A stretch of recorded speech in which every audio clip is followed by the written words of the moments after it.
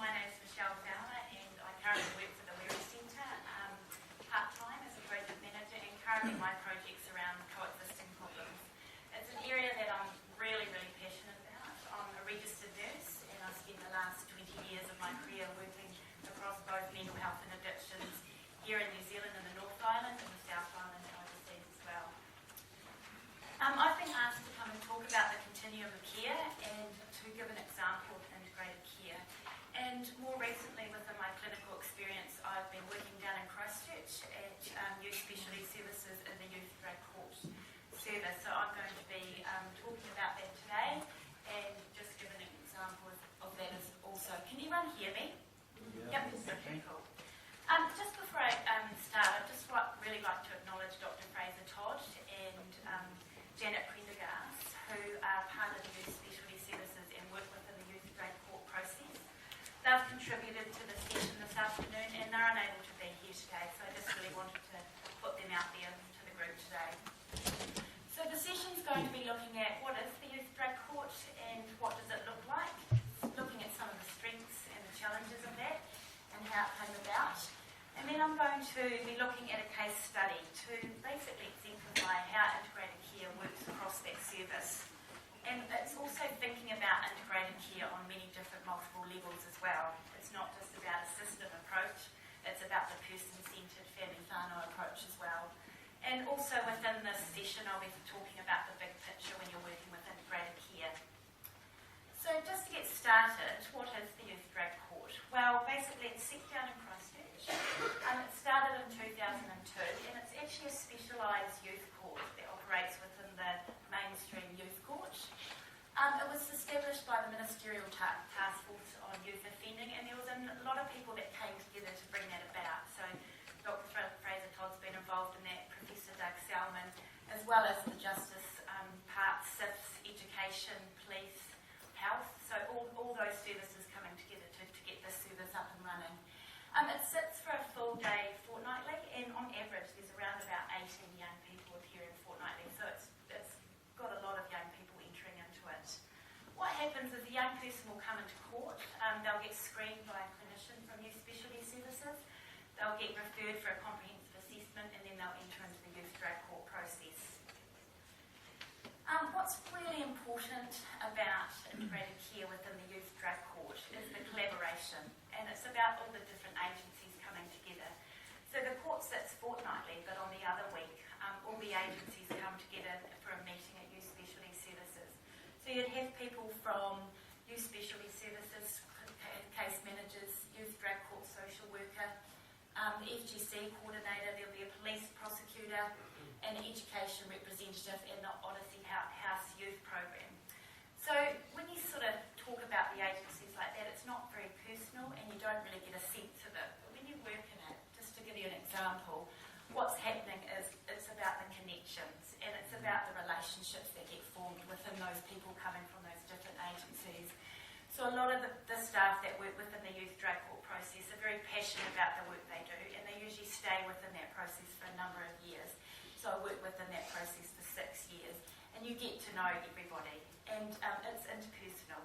You're spending a lot of time with these people, you're meeting them every week for a meeting, you're going out in the car for home visits, you're going into the court, you're picking up the young person. So you're spending a lot of time, so you get to know these people. And I think that's where I just want to highlight, when you're thinking about integrated care, and Andre's talked about the model care and the collaboration, it actually comes into that interpersonal level as well, and thinking about why are we all here and what's our purpose. Okay, and he talked about the different levels of the networking, the coordinating, the cooperating, and then getting to the integrating. So when it first started, it would have been building all those services within the community, and it would have moved through steps over the time as well, which brings it to where it is today. So basically, what are the aims of the Youth Drug Court? Well, basically, the main aim is to decrease youth offending whilst improving wellbeing and quality of life for the young person and their family and whānau. And of course, it goes then into community and then into society. So taking that to another level, if we look at this diagram just shown up here, when it first started, it actually didn't have good outcomes, and that was because justice were working at a justice level. They were saying, actually, this young person's offended and we want to prosecute them. So everybody was coming what needed to happen was everybody started to think about what is the aim, why are we all here, what's the common purpose, and start working with that. So it's not just well-being at a social or community level, but it's bringing it down to, hey, we don't have to just deal with the offending, we can look at the well-being of the young person and their family whānau, and then that spreads out to those other areas as well. And that's what's made it work really well, is thinking about how you bring it all together. So the three key principles of integration, thinking about working within the Youth Drug Court, and Andre's touched on this as well, is that coming together we have to have a shared big picture or common purpose. Why are we all here? Why are we all working together? It's then about the relationships, the connections, and bringing that all together to think about what are the key behaviours that we're wanting to address. And then it's bringing it into person-centred care as well. And those three things there is actually what makes the Youth Drug Court work really, really well. It's working on the same pathway together. So a little bit more about the Youth Drug Court. There's criteria. The young person has to be under 17 years of age. They need to be a recidivist offender, so they usually have to have 2 or more offences, or otherwise it can be one serious offence, such as a serious assault. Alongside that, they do actually have to meet a moderate to severe alcohol and drug use disorder, and that actually has to be a link to their offending. So you're asking that young person about their offending. Were they intoxicated at the time the offence happened, or were they actually making the offence because they were trying to get money or resources to actually buy drugs and alcohol as well? What's really important about this process, and we've talked about the young person, you know, we might be the pit crew, but the young person actually driving treatment, is the young person volunteers to come into the Youth Drug Court. Usually there's an incentive, because if they come in and they are successful, they get their charges wiped, which actually gives them a fresh start in life around education, career, jobs, travelling. Okay, so, you know, we're wanting to support them to make change. They're also most probably really petrified about going to jail, because for some of these young people, that's actually where they're going to go. So it is a real fresh start for these young people to make changes. So some of the strengths for the Youth Drug Court is it is actually a high quality service. It's been running a long time. They've been able to look at all the challenges along the way and work around that. The youth specialty staff are all trained in postgraduate study and coexisting problems. You're not just working with one thing or the other, you're working with a whole holistic picture. You're going to be able to have to treat mental health and addiction at the same time, as well as address everything else that's actually going on. The senior medical officers, which I've talked about, CEP expertise, and it's a really broad view. There's justice, mental health, AOD, physical health, education, career development, and SIFs are involved in that process as well. There are actually really good outcomes for these young people. I've actually seen it, and I've been able to walk that journey with a young person and their family whānau and see them make absolutely life-changing, decisions and move into a really good place in life. So it's a great service to work in. It's also thinking about the case managers, that they're able to coordinate treatment, as well as, you know, what I talked about, providing CEP treatment in one setting. Some other strengths which you'll be able to read about up there is that there are shorter waiting times for young people. As I mentioned, the young person can be discharged with a clean slate. It's a fresh start for them. The regular meetings, the interagencies coming together, means that the young person's actually getting what they need wrapped around them, so there's less room for them to drift out of services and get lost. We do have COURs, and we spend a lot of time in the community because these young people, they've either got to be brought to you, or you've got to be out there actually doing the work there. Otherwise, you just never see them. So it's really important. It's very intensive for the young people, but they do really well with that intensity as well. And there's a massive focus around family and whānau and being able to support them to make changes as well. We also work with a positive youth development approach, and what's really important to talk about that is the young person is fully participating in that process. They know why they're there, they've chosen to be there, and they know what they need to do to be there. They have to be in a course or doing career development, and they opt to take that decision-making process with them as well. Of course, with any service or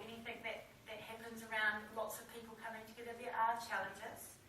The challenges firstly are for the victims. Like, you're working with this young person for around about 6 months to a year, so it means that the victim of the crime actually needs to stay involved in that process as well. So there's lots of there's a chance for the victims to come and meet with the young person and apologies for that given. Working with all agencies can be difficult if there's not good information sharing systems in place. And if there are agencies that are really reluctant to be involved, that actually can be really difficult too to keep that process moving. It's very intensive the way you work. You are out and about. There's many roles that you're doing, and it's finding the resources to keep yourself going. I'll show you in a minute just what one young person entails, and being able to sustain that and keep going and improving the service as well, because you don't have much time for other things. It's sometimes difficult to keep the process moving smoothly if people move out of roles as well. So it's getting that interpersonal connection and the relationships back up and going again. So what I'm going to do is I'm just going to spend a little bit of time looking at a case study of a young person that I work with, and just to give examples about how integrated care comes into that. So for this case study, I'm going to call this young man Ben. He's a 15-year-old New Zealand European male. He's currently living with his father, and he has strong white PA gang affiliations. When he comes in, he wears a swastika cap under the surface, and he does that into court, but the judge quickly says no caps in court, and she moves that out of the way. He presents with heavy alcohol and cannabis use. There's a long history of serious offending and violence. There's significant trauma related to the earthquakes. He's got significant social anxiety from a very young age. There's already a diagnosis made of conduct disorder childhood onset. He has a long history of SIFS care, and he's just had a recent admission to the youth prison for serious assault.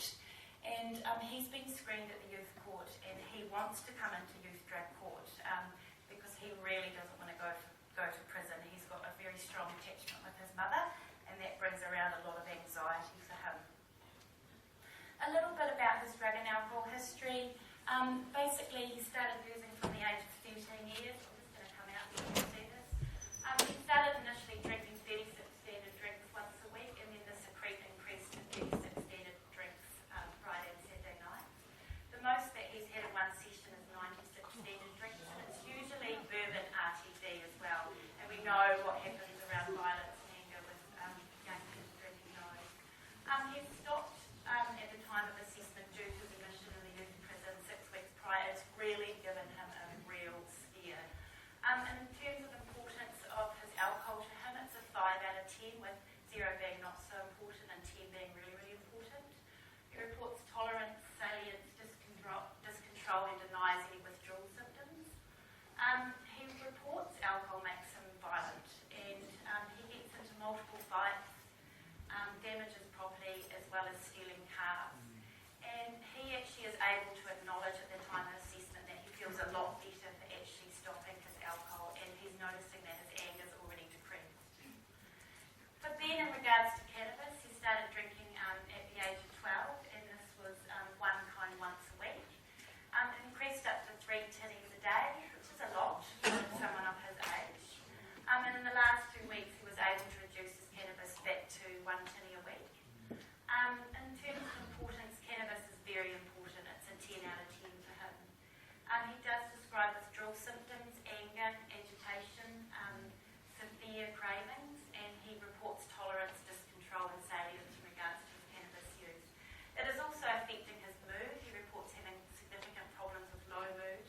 He's paranoid, anxious. It's affecting all the relationships in his life, and he can't get to course because of his cannabis use as well.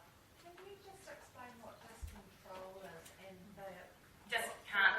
Once they start using it, it's very hard for them to stop, and if they want to cut it back or stop, they find that really hard. And salience is about the time that's spent in actually, obtaining the substances, using it, recovering it, and the effect that that has as well. Thank you. So he's got some nicotine use disorder there as well. So just for the time, I'm sort of flying through the history. Social development. He was living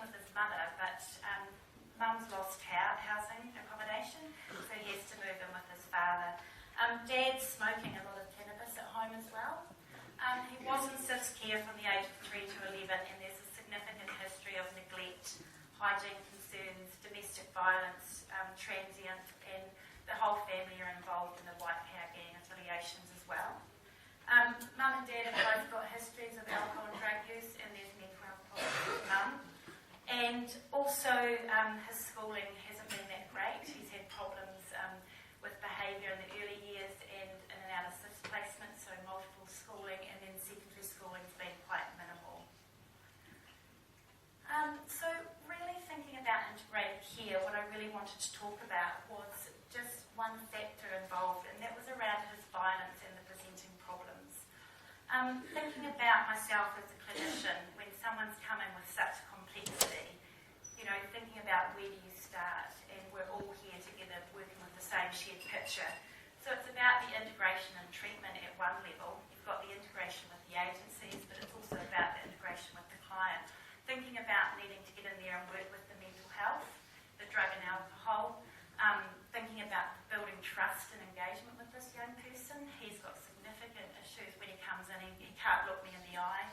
He needs to be brought in by the Youth Drug Court social worker for a number of weeks before he gets to trust me. So it's starting to work with things like looking at whether he needs medication, looking at the trust engagement, doing the drug and alcohol work, and then eventually be able to do the anger management. So in that is a weaving and a tapestry of a lot of different levels of integration. So just talking to this diagram here, again, it's another level of integrated care. Here's Ben, and around him is the wraparound services, so all those agencies that I talked about. So for just one example of integration, there's the Youth Drug Court social worker. His name's Calvin. He plays an essential role in the Youth Drug Court. Every day he picks up Ben and he takes him to his course. And when he picks him up in the morning, he interacts with the family, sees what's going on at home, takes him to the course, interacts with the mentor that's looking after Ben at his course. Once a week, he brings him into youth specialty services to see myself. He then, what's important about Ben is all his teeth are rotting. So Calvin actually takes Ben to multiple visits with the dentist, and he gets extensive dental work done. So Calvin is one person in this integration, and that's some of the roles that he's doing. And then you've got everybody else playing out their different roles. So the pit crew, you've got one person changing this tyre, one person changing this tyre, but actually the young person in the family are actually driving what needs to happen for them. So for another example of integration is looking at the role of the case manager. Now, there's a lot in that slide, and I'm not going to go through all of it, but at the same time, there's another level of integration going on for me in the role of the case manager. I'm doing the mental health and drug and alcohol work, I'm doing anger management, I'm making sure that he's seeing the psychiatrist, he's getting medication sorted, he needs weekly urine drug screens. We've also got to work with the family, we've also got to think about the goals, we're liaising with all the other agencies. So within that role, this is for one person out of my caseload of 30, is the integration and the weaving and the tapestry that's happening just at that level. So if you think about integration in this process of the Youth Drug Court and how big it is, it's just all the connections that are starting to be made to bring about best possible care and quality of life for this young person again. So just to finish up with, there were a number of outcomes for Ben. I won't go through all of it, but this is a young boy who transformed in front of my eyes. He couldn't look me in the eye. He was downcast, agitated, very anxious. He ended up having all his clothes bought from a new cap. All his teeth got fixed. He used to have to come in with 2 people because he was so anxious that it would trigger anger. And in the end, he basically could walk into youth specialty services, give me a wave, a smile, walk down to my office and engage with me. This young man also could walk into the court fortnightly and talk to the judge and everybody else in that room. And it was just such an amazing journey to be part of watching him transform. Sorry, I'm losing my voice.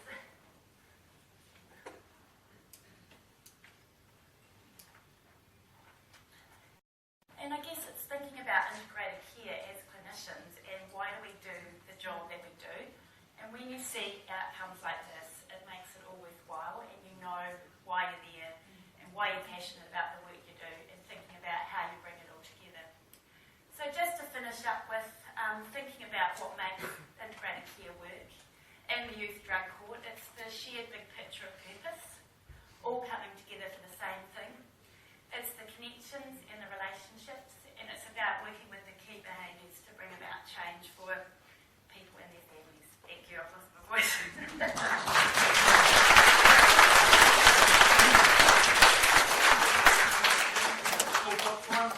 One quick question over two, if you're short question. Michelle, before we move on to the next part next to you. Yep, go. Just lose my voice, sorry. To know what the outcomes of mother and father were on that question. Yeah, so lots of change for them as well. So lots of, I didn't have time to talk about the family, wasn't there? But we went into the home and did some work around their drug and alcohol use as well, their housing, making significant changes. Like they didn't have a washing machine, so we got a washing machine. We got mum house, and there are a lot of different changes in the substance use within the house as well. So it's quite significant.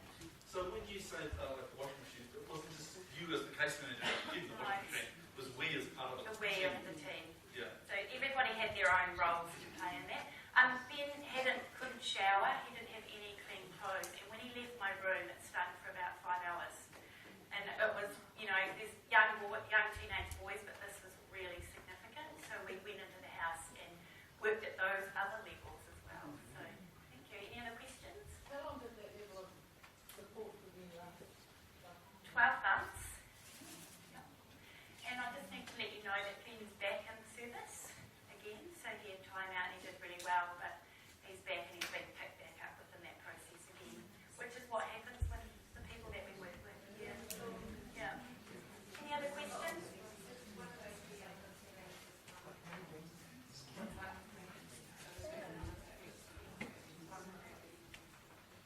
I suppose the common purpose is really about the aim that I talked about, is actually reducing the offending but bringing about improvement in quality of life and wellbeing. Every young person will have their own individual plan because of how they present, what the offending is, what's the coexisting problems, what's their family whānau like, cultural stuff. So it's all one. Yes. Yeah, one plan. So it's really almost like shared care, sort of where you all have a... Yeah. And because of the relationships, you get to know everyone, like police, prosecutor, Calvin. You know what everyone's doing.